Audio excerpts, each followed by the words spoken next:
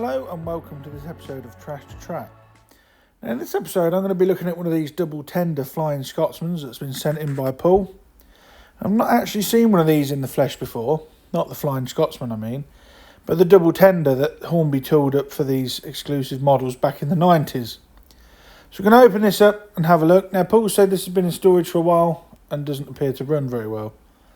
So we're going to have a look. There's a certificate there. So I've opened it up, there's the certificate, 50th anniversary. The date on the service sheet puts this as October 1995. So this model is 30 years old and it is in immaculate condition. I don't think this has had much running at all. The paintwork has got a nice sheen to it, and here is that double tender. Now surprisingly I've not seen this before either, but you cannot couple these two tenders, they have to be coupled by hand. You can't do it on the layout. So this intrigued me as to why. And it became apparent that the tooled coupling on what would have been the Loco drawbar end is too small. So you have to couple them by hand. They will not couple together in the conventional tension lock way. Now this is the second tender that Hornby tooled up. And to my absolute surprise, it's got traction tyres on it, even though it's unpowered. I mean, how easy would it have been just to put some normal wheels on that side? I don't know, but if I owned this I'd probably take those traction tired wheels off. Not only do they help spread dirt on the rails, but it would add a bit of drag. So I'll have a look at this a little bit later on during the rebuild, have a look how it's put together. But the actual tender itself has got a rattle.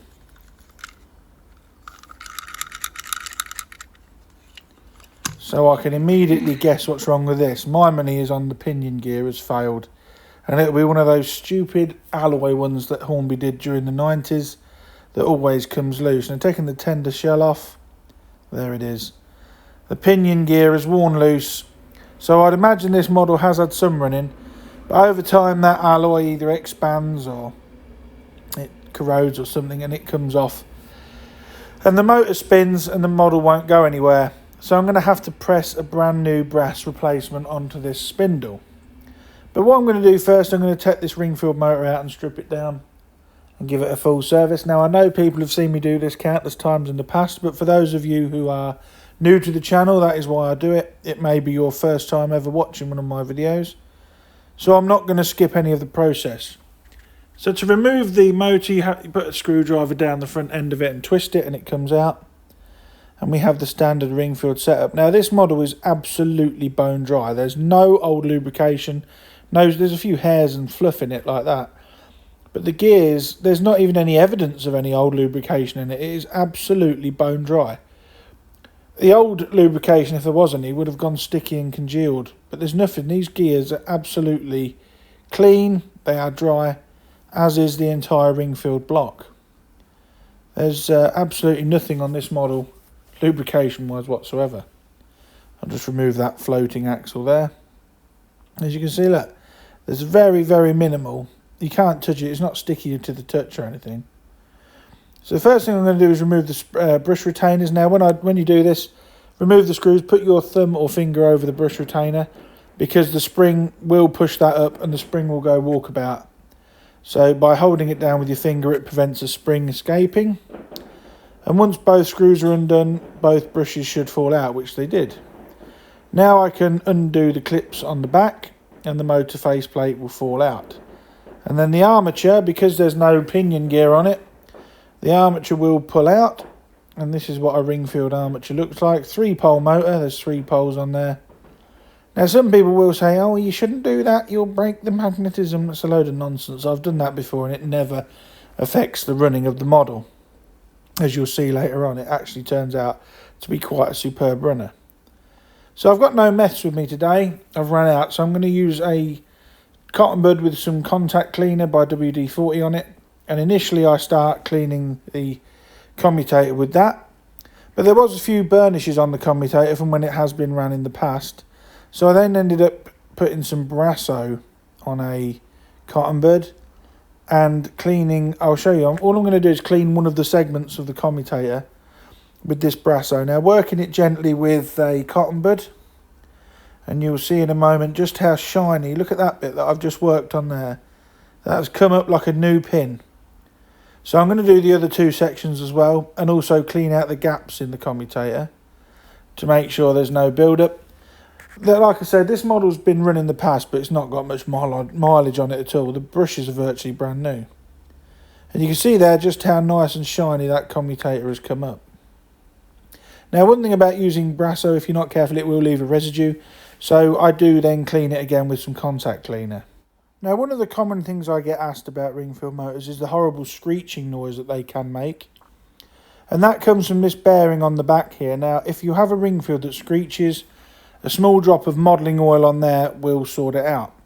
Do not use 3-in-1 oil. That is bad for your models. Do use a proper modelling oil. But now that's all back together, I'm going to hang fire rebuilding the motor completely, and I'm going to have a look at the loco part of this model. So what I'm going to do is go get the locomotive and put it in my loco cradle, and then using a cotton bud with some of that WD-40 contact cleaner, I'm going to clean all the wheels, drive wheels, pony wheels, and on that Kurtazi truck. So you can see with the cotton bud just cleaning the wheels, the cotton bud does have some dirt on it, but nowhere near as much as I'd think for a model that's 30 years old. So what I do when I clean all the wheels, I remove the pony truck and the Kurtazi truck and the screws off the base keeper plate, because I want to have a look what's inside here. I'm not sure if there's proper bearings or anything, and I want to check on the status of the lubrication. And to my surprise, when I take the base keeper plate off, these driving wheels are actually sat in correct bearings. But again, they are bone dry. There's no lubrication in here whatsoever. And what is left of the original lubrication, well, there's not much at all. As you can see, just using a cotton bud to clean the axles there, very little dirt is coming off this at all. So I clean all three axles. With it again with a cotton bud just soaked in that WD-40 contact cleaner. Cleans off the small amounts of residue that's left over. And then once it's all clean, the bearings are realigned. There's a bit of polystyrene there off the box, which is another common thing with these models of this era. But as I was saying, the bearings are realigned when they've all been cleaned. The wheels slot back down into the chassis, and then I'm going to add a small amount of oil to the axles, and that will help lubricate this model and help it run nicely when it's all back together. Even though the wheels do spin nice and freely, because it's metal on metal parts, they do need some lubrication. So using my pin dropper, just a small amount of oil there on each of the axles, just like that. And then rotate the wheels, and that will spread that oil around the axles and in the bearings. I just got a small amount of oil there on that wheel tread, so I'll just remove that. The base plate, it had a little bit of dirt at the back here, some old grease or whatever it was, and a few little bits on the sides. So that was all given a quick wipe over. And then when I was satisfied that that was clean, this was refitted, as were the two retaining screws, and then the front pony truck and the rear Kurtazi truck was put back on. That just clips in the front there. It will when I can align the plastic up. There we go. And the screws are refitted. And when you, if you ever do take one of these models apart, please be mindful that the rear truck, the Kurtazi truck there, as you'll see in a minute, I'm just screwing on the front pony truck. But there is like a spring washer thing, so don't lose that. You'll see now, there it is. It's like a brass spring washer that sits in there, and then the screw for the rear truck passes through that. And that is just to aid in electrical conductivity, because the chassis is live on one side in the loco, and it transfers power through the drawbar, so you need that washer in place. So the screws are tightened up now. They are shouldered screws, so that you can't tighten. It will tighten up, but the trucks will still swivel. Now, I've opened up the second tender because I want to have a look how Hornby did this. And it is obviously just a whole bog standard ring-filled setup. But the extra coupling is just a screw-in part there. Look, just a plastic moulding that goes through what would have been the tender drawbar hook on a standard ring-filled tender. It always baffles me when I look at this and read the books on Hornby that they never released the second tender in LNER green and in blue and grey as a separate item, they would have sold loads. I scratch built one for my Flying Scotsman out of 2 trying tenders, and these sets command a very high price now with these double tenders in, but it always baffled me why they never released it. Not as baffling as to why the hell they put traction tyres on an unpowered tender. I'll never understand that. The tooling for the tender tank must be a new tooling. I can't see any obvious join lines. But it's a shame. And they must still have the tooling, because not too long ago they released an A4 pack. I think it was Bitten. When that ran with the double tender, they actually ran this reran this model again. So it looks nice, but in hindsight, I think Hornby should have released that as a separate item. Now I'm going over to the vice, the motor there. I'm just gently turning the vice. This is a small hobby vice, and you can see me squeezing the new brass gear on. I'm using a nut as a spacer. Whoops, I didn't mean to drop it. But there we go. The new brass gear is on. Using a nut as a spacer, it squeezed it on there. And it's there, look. All nice and fitted. Very, very tight. That's not going anywhere.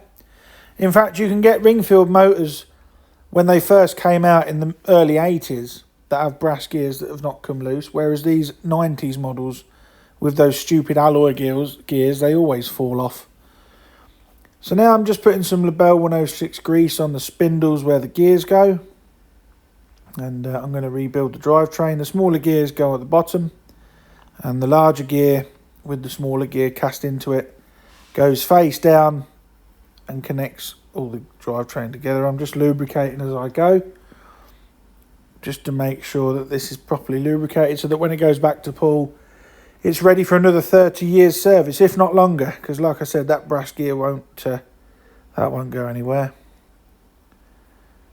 And a little bit of lubrication on there, so that when I run it, it spreads nicely through the gear train.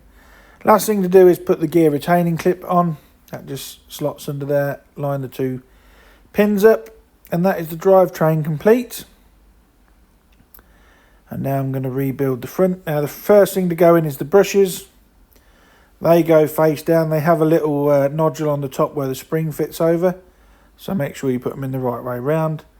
The suppressor's going in, that's going back in, and then the springs, and then the brush retaining clips. Now the brush retaining clip on this side is slightly bent, so I get my tweezer nose pliers and just bend that back into shape. Apologies, it wasn't focused, but I just bend that into shape very gently because I don't want to break the metal. So fold that all back up. That clips, there's 2 like bends in the top of it that go into the cutout. Hold it in place and then screw it back down. Again, you have to hold it in place because the brush spring will push it upwards and your spring will disappear. Now putting a battery on it to test it. This battery's had it. There's no power left in it, so that's going in the bin. But then I attached the power leads from my controller, and the motor is spinning lovely, making no screeching noise or anything, and the drivetrain's turning nice, which means we've got that cog, or that pinion gear, should I say, on there correctly. Last but not least is the wheels. So a small amount of oil onto the bearings where the axles go through, and the axles are pushed through. We've cleaned all these wheels earlier on, and then the traction tired wheel is pushed onto the end, making sure it engages with the gears, and then the back-to-backs are checked with a digital caliper. So I'm going to put this back in the tender frame, put the floating axle back in, make sure it's the right way round, with the gears all on one side. And this will only go in one way. One of the retaining clips is larger than the other, so make sure you line it up correctly. And it just goes back with a satisfying snap. Just like that. And then the wire is reconnected, and that is very tight on there. That's not been off there before, I don't think, because you can tell a model that's been apart a lot of times because these work loose, but this one here was very, very tight. And then it's a simple case of clipping the tender body shell back on, and that's this rebuild virtually complete. So a relatively straightforward thing, and a common problem with these Hornby Ringfields, that alloy gear there working loose over time, or in this case working loose in storage. So I'm going to put the loco and tender together, connect them up, And before it wouldn't have ran because that pinion gear wasn't engaged, but now the Scotsman is running lovely. And I really do like the sheen this model seems to have. It's really nice. It is a virtually mint condition example of this model. The mid-90s Flying Scotsman is a very, very good looking model for a budget Scotsman. So if you're after one, I can recommend this. And they're easy to convert to DCC, which I might cover in a future video. So here's Paul's double-tendered Flying Scotsman racing round trains for use test layout, because it is DC. And I'd like to thank you all for watching.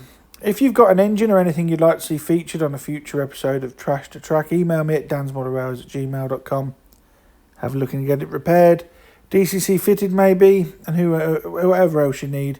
Just drop us an email and who knows, it may even feature in an episode all of its own. So on the day of my visit to Trainsview, it was quite busy. There was a lot of background chatter. So I'm going to leave now with the backing music covering. I don't want to leave the sound on because it was quite loud. But it's running around lovely, as you can see, with these chocolate and cream Mark 1s. Thank you all so much for watching Trash to Track again. Please like, share and subscribe, and I'll catch you all in the next video. Bye for now.